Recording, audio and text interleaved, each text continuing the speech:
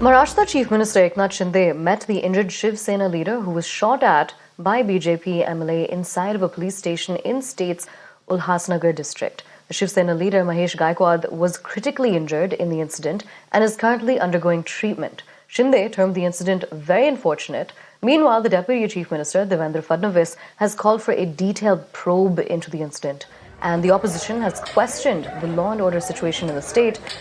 Three, including the accused BJP MLA Ganpat Gaikwad, have been arrested, and the police are on the lookout for other accused. आहे की कल्याणची घटना ही गंभीरच आहे आणि कायद्यासमोर सगळे समान आहेत.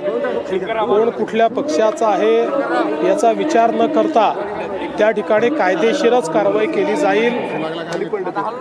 अशी कुठली घटना घडली की पोलीस स्टेशनमध्ये गोळीबार झाला याचंही सत्य आपल्याला त्या ठिकाणी काढावं लागेल. म्हणून मी या संदर्भात वरिष्ठ स्तरावरून चौकशीचे आदेश डीजींना दिलेले आहेत आणि या संदर्भात अत्यंत कडक कारवाई ही केली जाईल.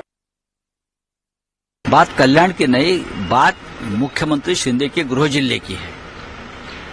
उनके घर में ये फायरिंग हो रही है एक विधायक की, और विधायक बोलता है खुलेआम कि मुख्यमंत्री शिंदे ने मुझे मजबूर किया फायरिंग करने के लिए, मुख्यमंत्री ने इस्तीफा देना चाहिए.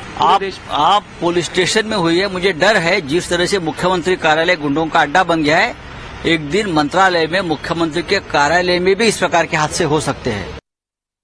ये जो घटना घटी है और पुलिस स्टेशन के अंदर घटी है, वो सुनने के बाद तो ऐसा लगता है कि महाराष्ट्र में आगे का जो समय आएगा वो कितना भयानक होगा उसका संकेत दे रही है. देखिए, कहीं ना कहीं आपको समझना पड़ेगा कि महाराष्ट्र में लॉ एंड ऑर्डर सिचुएशन बहुत खराब हो गई है. ये सब लोग यही सोचते हैं कि हम कुछ भी करें, महाराष्ट्र में गुंडागर्दी करे, बंदूक निकाल के फायर करे, सागर बंगले में कोई बैठा है वो हमें बचा लेगा. The home minister mister Devendra Fadnavis must resign because he is incapable of doing his job. Eknath Shinde साहब क्यों चुप है? ये देखिए, अगर खुद सत्ताधारी और शासन का कोई प्रतिनिधि ऐसी इस प्रकार की गोलीबारी करता है तो ये इस राज्य की कानून सुव्यवस्था को पूरा खड्डे में गई है, ऐसा मैं मानता हूँ.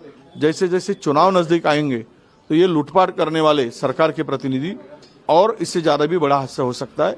अगर सरकार ने समय पे ध्यान नहीं दिया तो हम लोग यही मांग करते हैं कि ऐसे जो क्रिमिनल माइंड के प्रतिनिधि है, लोक प्रतिनिधि, उनको तुरंत इनका बंदोबस्त किया जाए, कड़क कार्रवाई की जाए. लाइन पुलिस स्टेशन में महेश गायकवाड और गणपत गायकवाड दोनों का आपस में किसी इशू पे कुछ विवाद था. इसी कारण कुछ कंप्लेंट देने वो आए थे. उसी दरमियान दोनों में चर्चा चल रही थी. उसी दरमियान आमदार गणपत गायकवाड ने महेश गायकवाड और उसके साथियों पर गोलीबार किया है. उसमें 2 लोग जख्मी है और आगे की तहकीकात शुरू है. पूरी डिटेल तहकीकात शुरू है. ये पूरा होने के बाद आपको डिटेल बताया जाएगा.